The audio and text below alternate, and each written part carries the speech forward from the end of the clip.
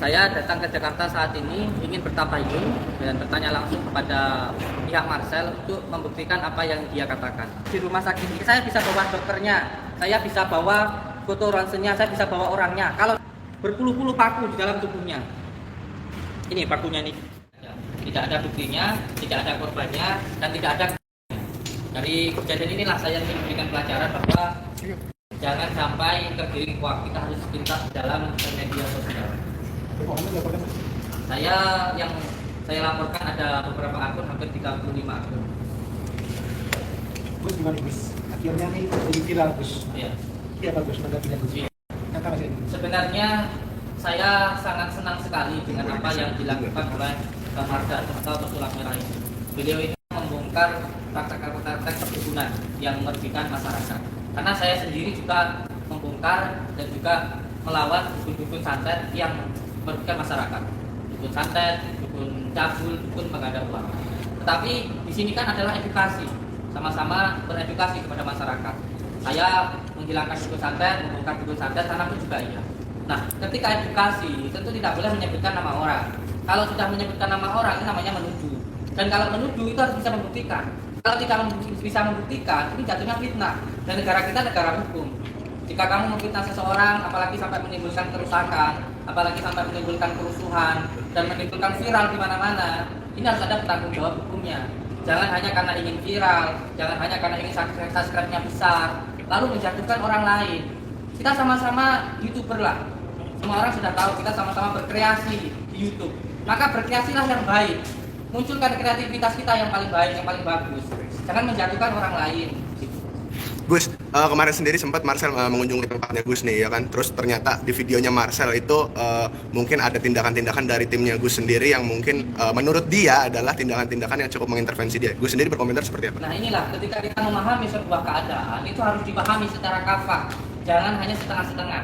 Diperlihatkan nggak ketika beliau datang, ketika itu langsung menghadap ke security saya dan menyatakan mana Samsudin. Nah setelah itu dikatakan Samsudin di dalam, suruh Samsudin keluar. Nah beliau ini datang tetapi tidak mau masuk, tetapi meminta pemilik rumahnya untuk keluar. Seperti ini bagaimana coba? Sama datang ke rumah orang nggak mau masuk tapi orangnya suruh keluar. Sedangkan waktu itu di dalam saya sedang melakukan pengobatan. Waktu itu di dalam saya sedang melakukan ruqyah. Nah ketika saya disuruh keluar kan saya tidak bisa, saya sedang melayani pasien-pasien saya. Ketika saya keluar sudah terjadi keributan di luar, sudah ribut dengan kepala desa. Karena sudah ribut dengan kepala desa, saya berusaha untuk menemui Pesulap Merah, tapi sama kepala desa dilarang.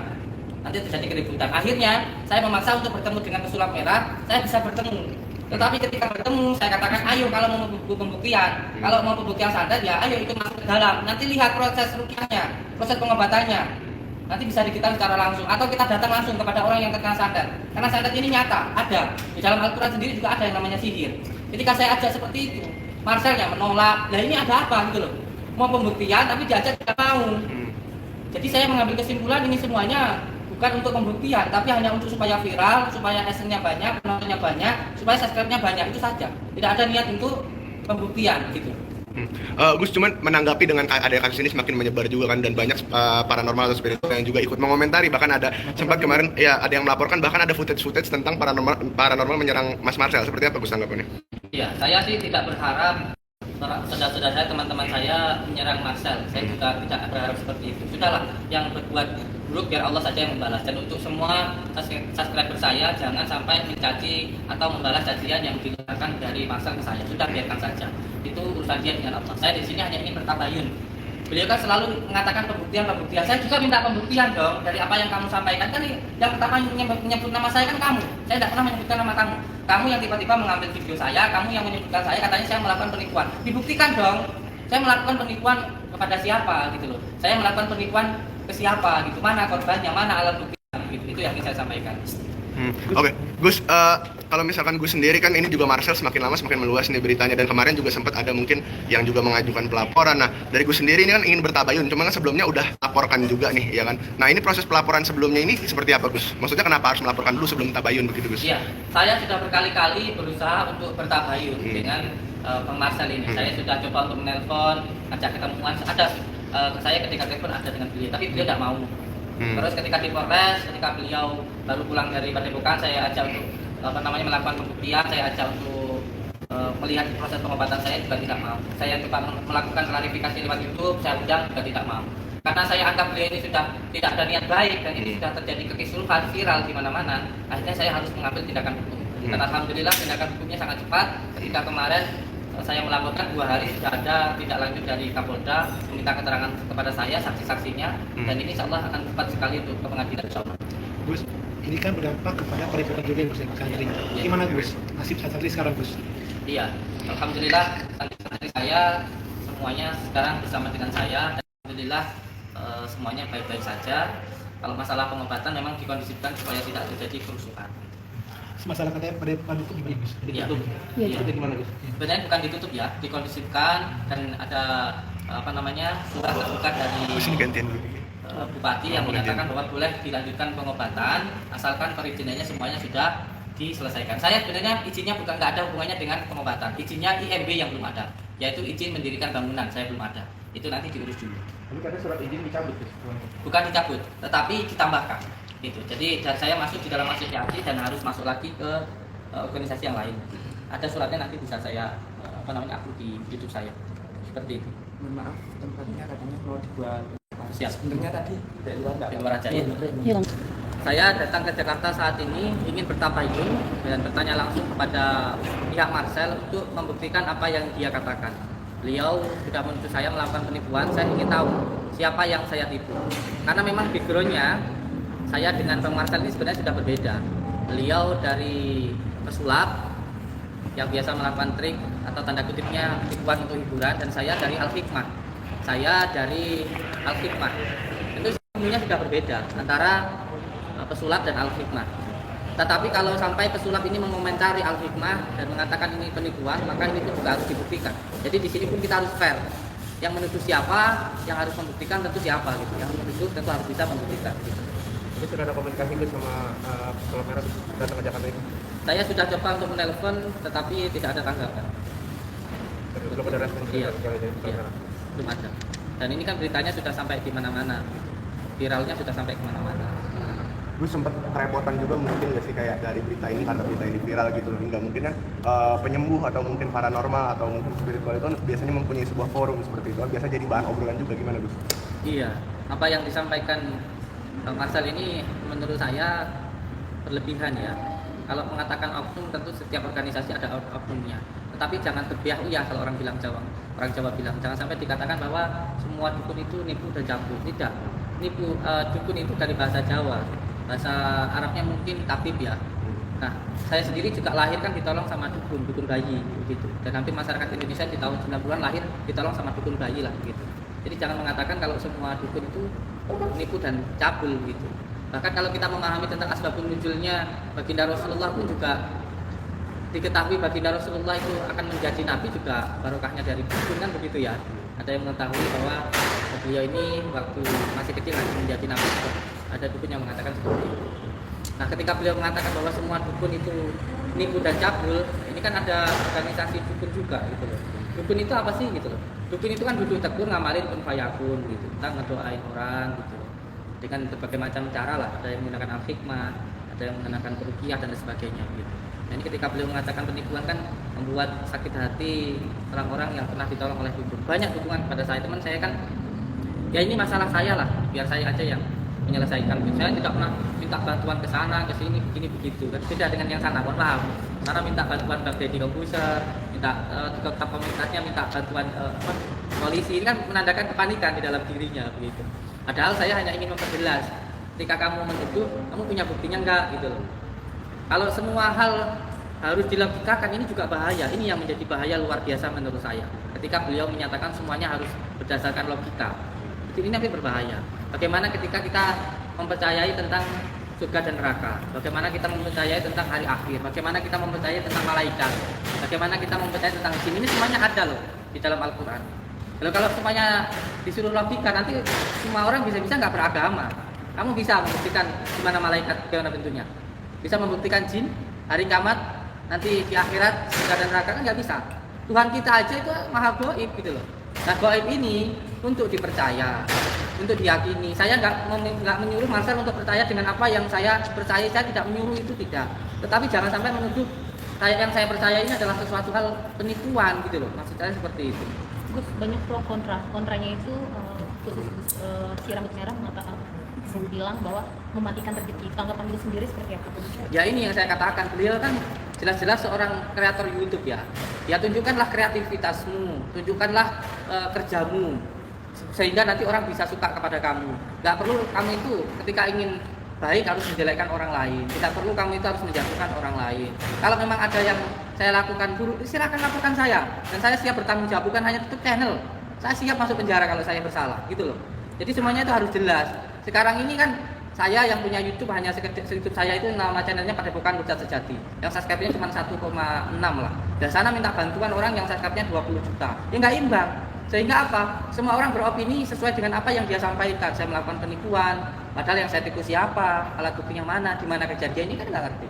Bahkan video yang beliau ambil ini saya bisa memberikan contohnya. Sini saya, fotonya ini. Saya bisa menunjukkan ini loh, foto ronsen seorang yang sakit di rumah sakit ini. Saya bisa bawa dokternya, saya bisa bawa foto ronsennya, saya bisa bawa orangnya. Kalau di dalam foto ronsen ada paku di dalam tubuhnya. Nah ini ketika saya ruqyah, ini foto ronsennya. Ada berpuluh-puluh paku di dalam tubuhnya. Ini pakunya nih, 2. Ada banyak nih fotonya. Kelihatan ya? Nah, ya. Itu 1, 2, 3, 4, 5. Ada 5 paku di dalam tubuhnya. Dan dari keterangan dokter ada orbital logam, ada logam di dalam tubuhnya. Ini penjelasan tentang dokter. Di sini dokter menyatakan di dalam tubuhnya ada benda logam. Nah seperti ini ketika diruqyah lalu keluar paku, apakah ini juga dikatakan penipuan? Sampai itu nggak merasakan sakitnya orang yang terkena santet sehingga kamu ngomong santet itu nggak ada. Ini saya bisa menunjukkan orangnya loh, saya bisa menunjukkan dokternya loh. Ketika di ronsen ada banyak pakunya. Terus seperti ini apa juga dikatakan trik? Apa mau sampai masukkan paku di sininya, paku di kepalanya, paku di perutnya? Kan nggak mau. Jadi semua sesuatu berbicara pada tendensi hukumnya, berbicara pada tendensi ilmunya. Kamu pesulap kalau ngomentari ahli hikmahnya nggak nyambung. Kamu pesulap kalau ngomongin peruqyahnya nggak nyambung. Kamu pesulap kalau ngomongin kiai nggak nyambung, gitu loh. Kalau saya bukan kiai, saya pemulung rongsor. Tapi yang beliau sampaikan itu nggak sesuai dengan keilmuannya, sehingga salah kaprah. Sampai seorang reporter semuanya seperti ini, lalu sampai komentari seorang guru ngaji, nyambung nggak ilmunya sama nggak? Sama megang kamera, nyalain kamera, tahu ilmunya kamera, tahu ilmu mantik, sorok, tahu nggak? Tasrif, nggak tahu kan? Beda jalurnya gitu loh. Jadi berbicara sesuai pada keilmuan kamu, jangan pada kemauan kamu, jangan karena awas ujian kamu, pikiran kamu menuju seseorang melakukan itu sehingga kamu mengira orang lain juga melakukan apa seperti yang kamu lakukan. Mentang-mentang kamu sering pakai trik, mentang-mentang kamu sering pakai penipuan untuk hiburan, lalu kamu melihat orang lain juga sama seperti kamu. Enggak tentu sama sayang. Jangan mentang-mentang kamu itu jelek, lihat orang semuanya jelek. Jangan seperti itulah. Kita itu harus sesuai pada tendensi hukumnya, pada tendensi ilmunya masing-masing. Terus tadi kan sudah sempat bilang sudah berusaha untuk bertabayun, ngajak bertemu. Ada nggak sih Gus keinginan misalnya minta tolong dari pihak TV? Saat ini kan Gus sudah di station ya Gus, Iya. untuk diminta dipertemukan. Saya kemarin langsung bersama dengan Raffi Ahmad di acara Tawa Berkah. Saya minta untuk dihadirkan Marcel ini. Jangan hanya sekedar minta pembuktian. Kita harus relevan dong. Siapa yang memulai awalnya? Siapa yang menuduh pertama? Siapa yang menyebutkan nama saya? Kan sana menuduh saya melakukan penipuan. Kalau memang benar-benar dia tidak menipu, dia bisa membuktikan siapa yang saya tipu, korbannya mana, alat buktinya apa. Jangan hanya asumsi saja, jangan sekedar asumsi saja. Saya bisa menunjukkan kitab saya apa yang saya gunakan. Saya menggunakan kitab Syamsul Ma'arif Kubro, kitab Al-Azkar. Saya pakai kitab salah satunya khusus tentang membahas tentang sihir, yaitu kitab Al-Awfaq. Di situ diterangkan bagaimana ketika baginda Rasulullah disihir, lalu bagaimana pengobatannya, bagaimana menghilangkan ikatan itu ada. Jadi kita ini berbicara harus dasar hukumnya lah gitu. Jangan hanya berbicara atas dasar kemauannya atau opininya seolah-olah kalau saya nipu dia juga nipu, kan tidak bisa seperti itu sayang.